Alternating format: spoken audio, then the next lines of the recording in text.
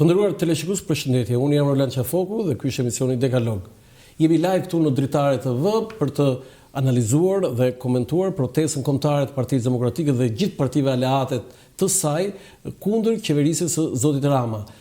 Për këtë unë kam ftuar në studio Fitim Zektin, kolegun politologun e njohur. Fitim, përshëndetje, faleminderit për ftesën. Faleminderit ju, është. Do kemi nga moment Ruel Domin, politolog, është nga moment duke ardhur në studio.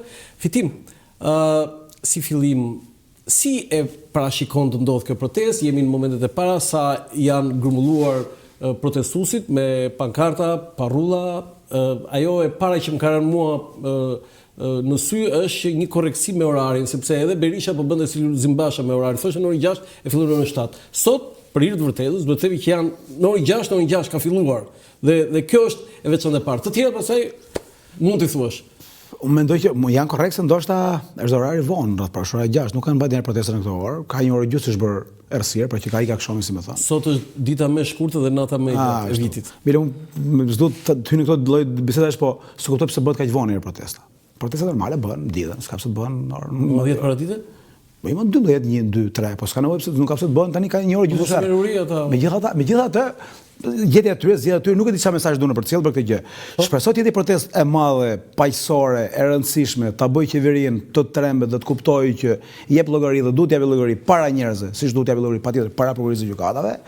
Por kam frikë dhe kam drojë dhe nuk duhet të jem i keq, si më thonë thonjza në këto diskutime, por kam frikë kam drojë që do jetë një protestë e zakonshme me anëtarët të Partisë Demokratike dhe jo me popullin e qytetarët e Shqipërisë dhe të Tiranës, sepse është protestë e thyrur nga partia, një parti e cila nuk ka mundur prej vitesh, por sidomos pas zgjedhjeve të fundit, të mund të dalë nga guaska e një organizate që shef vetëm interesin e vet dhe jo interesin e një shoqërie, apo nuk shndërrohet dot instrument shoqërisë. Kështu që duke mos shndërruar në instrument të shoqërisë, nuk e thret dot shoqërinë.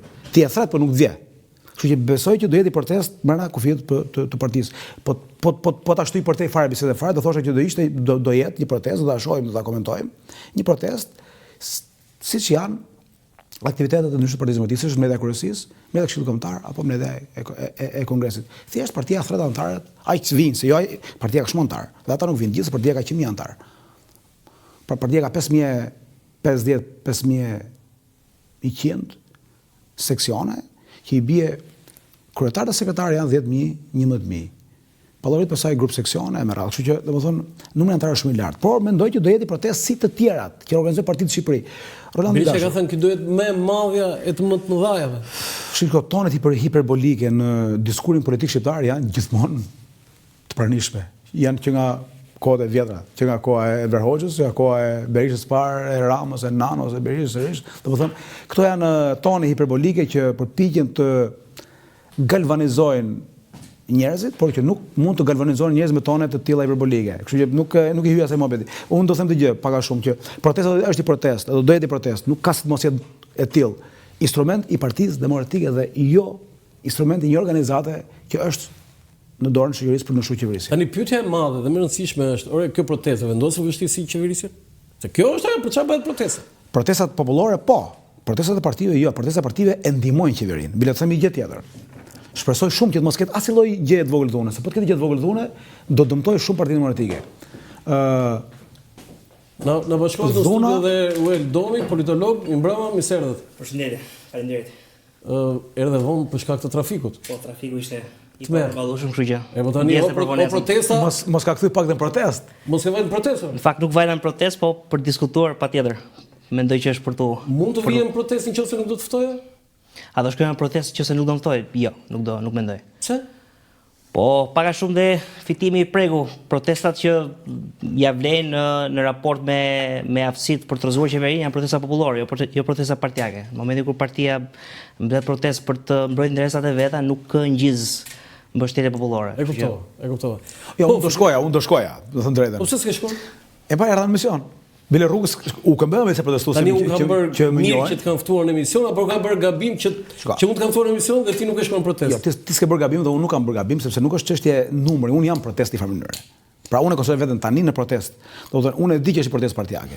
Por do shkoja atje për të dëshmuar që edhe një protestë partijake duhet shkojnë qytetarë sepse është gjendje shumë e rëndë. Domethënë kjo që po ndodh sot në Shqipëri, pra mos lejimi i drejtësisë të veprojë brenda kompetencave të saj kushtetuese. Pra mos lejimi i drejtësisë që të ndaloj ministrën e infrastrukturës apo zëvendës kryeministrit. Edhe zëvendës kryeministrit njëherë. Por mua është një problem, domethënë gjithçka mund të tolerohet në një farë mënyrë, por nuk mund të tolerohet uzurpimi apo pengimi i kompetencave të drejtësisë. Që të pengohet kjo gjë na shpenguar këto vite, 30 vite. Edhe prandaj jemi në këtë gjendje. Se nuk do ishim këtu po të kishte funksionuar drejtësia si pushteti i pavarur. Tani që ka nis disi të lëvizë, edhe sulmohet egërsia të gjitha krahat. Kur sulmohet një pushtetë kaq i madh sa kryeministri, jemi përballë një rreziku shumë të madh. Unë do isha në protestë vetëm për këtë gjë që drejtësia për të gjithë, edhe për zotin Berisha, edhe për zotin Meta, edhe për zotin Rama, për të gjithë. Unë nuk them që ti nuk e shkuar në protestë dhe fajin e kam unë e pranoj fajin të nderuar teleshikues. Unë kam bërë një fajin të madh sot, kam ftuar Fitim Zekfin në emision, i cili qofse nuk do ta kisha ftuar në emision, do kisha shkuar në protestë. Tani po, parimisht po do isha patjetër. Bile qofse të kem kohë, do i kap atje, do jem atje. Mas saj. Po atëherë s'të lëm pastaj. Mirë, kjo është punë tjetër. Do të mbaj këtu 2 orë, 3 orë, 5 orë. Nuk besoj që ke dëmtuar Shqipërinë, se nuk dëmtohet Shqipëria me mungesën e njeriu, kështu që jem rregull domethënë. Madje unë mendoj që mund ta ndihmoj protestën më mirë nga këtu, duke thënë që në protestë sonte do duhet të shkoj. Jo për Partitë Demokratike të shkojë për dëshmuar të gjë që ne nuk mund të pranojmë dot që kryeministri të shantazhojë të ushtrojë presion të tillë mbi gjykatat, sepse është hera e parë ndonjë 30 vite që kemi mundësinë që gjykatat të prekin të paprekshëm. Se gjykatat prekin të paprekshëm, reagon një pushtet kaq i madh. Se deri tani gjykatat në Shqipëri s'po merren prokurorin tash, po merren me gjykatat në Shqipëri kanë dënuar vetëm hallëxhi.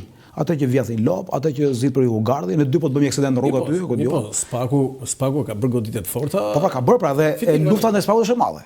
Apo jo. Se kjo është çështja, lufta që i bën Spaku është shumë e madhe. Tani ti